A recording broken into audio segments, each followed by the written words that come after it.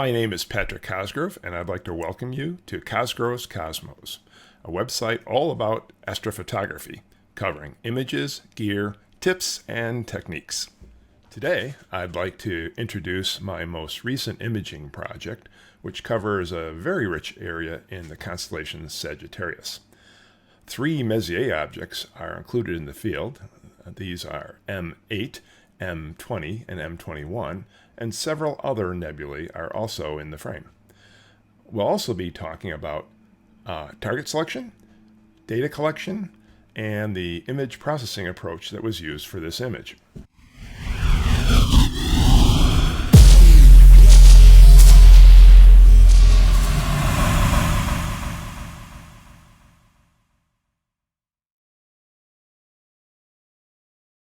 We recently had a 5-day stretch of clear moonless nights, which ended on August 2nd.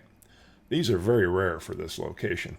So when you have something like this, it's best to be very prepared so you can take full advantage of it.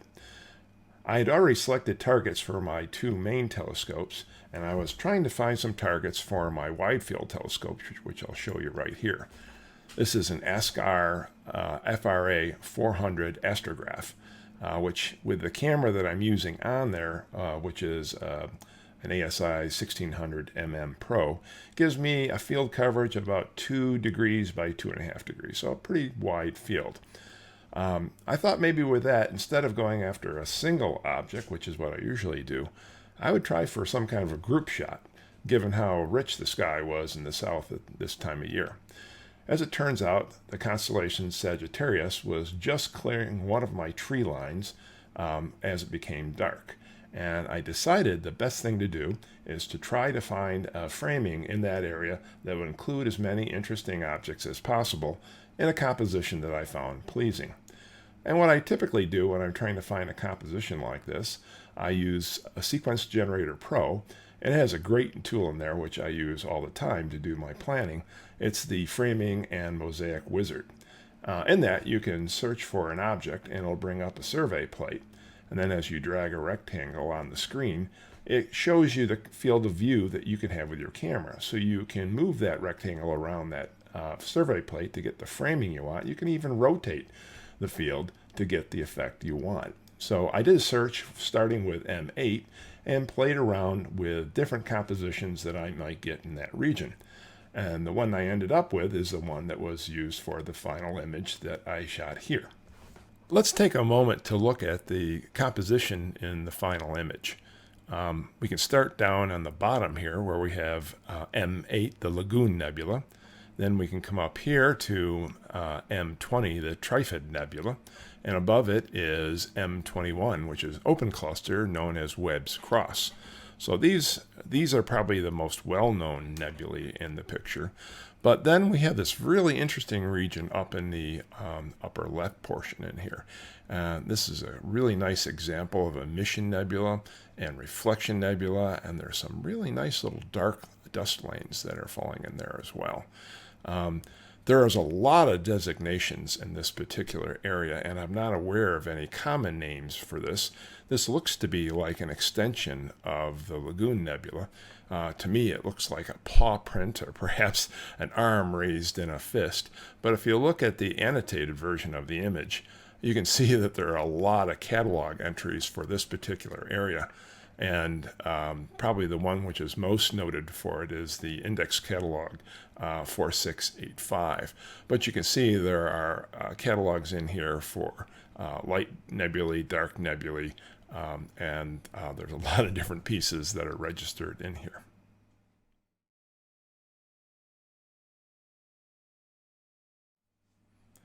The final image was a result of about 4 hours integration with hydrogen alpha and red, green, and blue filters.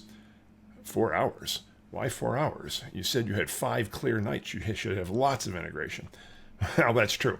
I probably should have had a lot more. But there are 2 things that fought me in this particular capture. First has to do with my unique capture situation. Let me show you a photograph of my observatory. This is my driveway facing due south, and the sky that I have accessible to me fits between this tree line here and this tree line there. Trick for me, it is to know when my target is going to clear this tree line, and then I can take my subs up into the point where I lose it in this tree line. As you shoot up in here, I have my maximum access to the sky. But as you go further down, you can see where my sky begins to get narrower, and even narrower still as you get to the further south. This naturally limits me. The most that I can get for any evening on a target is about 3 hours. Where we were positioned with Sagittarius, I only really got about 2 hours of data. And this has all been because of the restriction to the sky because of the trees.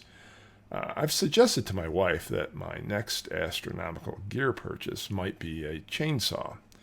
She was not amused.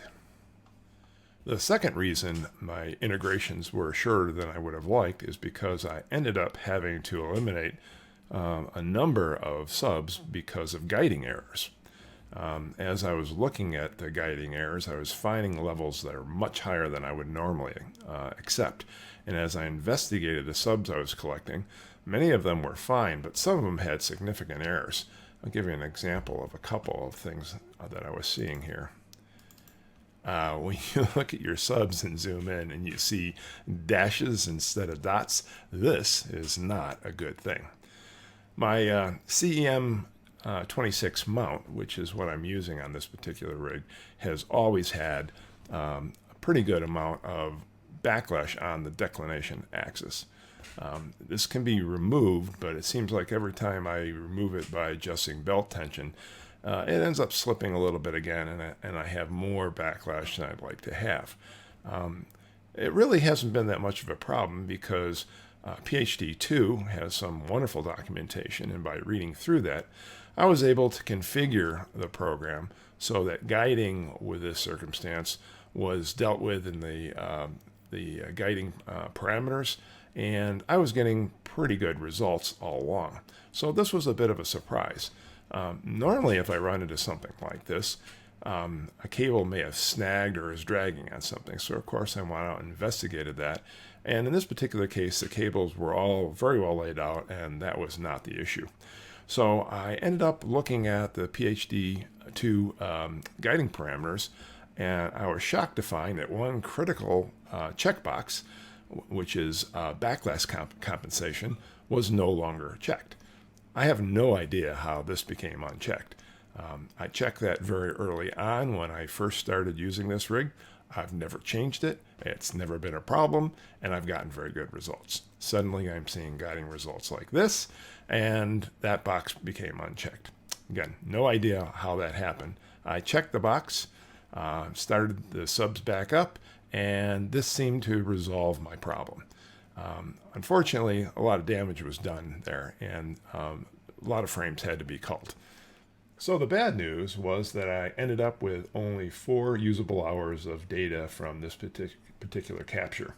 The good news, I guess, is that the rig I was using, the FRA 400, is a relatively fast system with an F ratio of 5.5, certainly the fastest telescope that I'm shooting with, and that the chunk of sky that I was going after had a lot of fairly bright objects in it.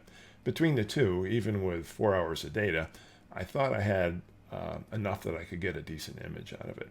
Now, one would always benefit from having more integration, and I always shoot for more, but in the circumstances I shoot under, it's not unusual to be disappointed by weather or other issues, and you quickly learn to do the best you can with the data you ended up with, and that's what I did here.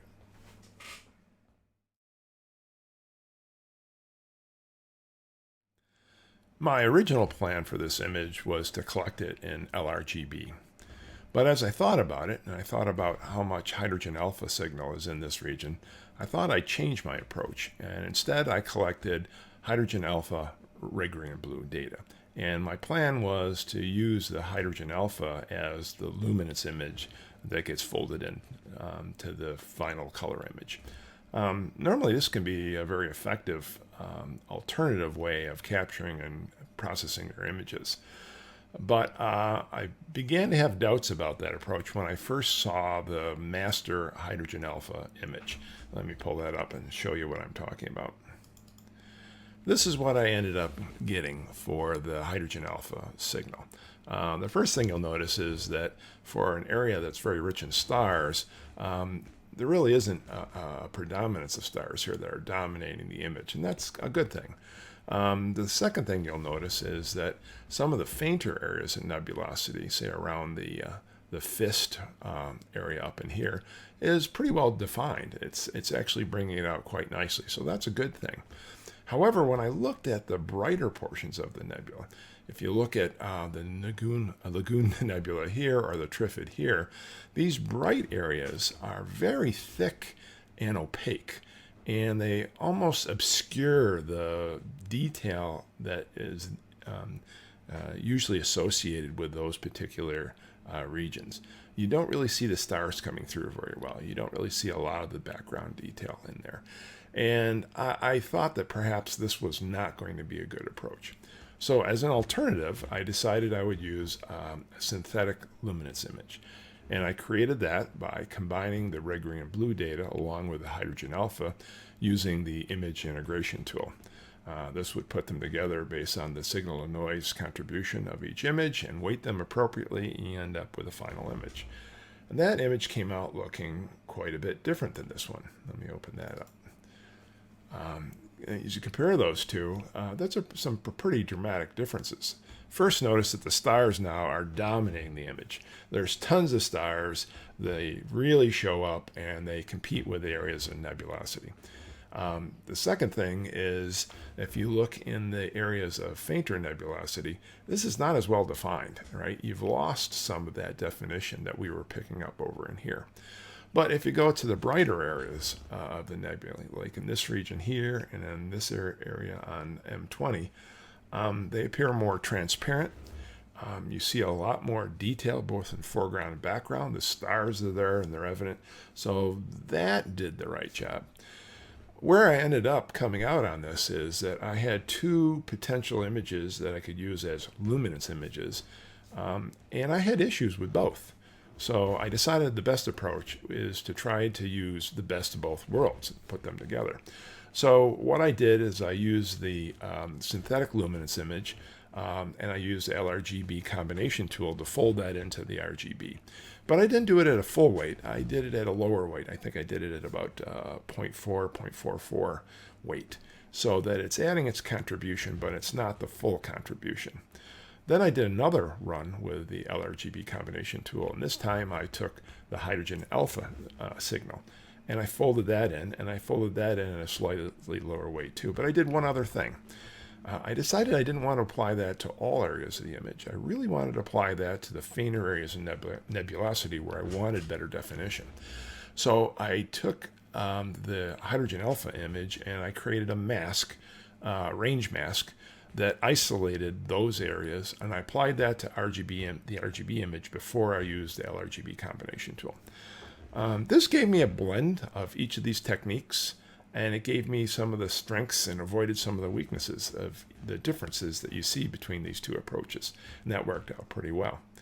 Now, in the web posting for this particular image, as I do with all my images, there is a very detailed processing walkthrough that you can see if you'd like to see more details on that. I give you every step that I took, and I give you screen snapshots of the images and the tools that were used along the way, so that can fill in some more detail if you have any further questions.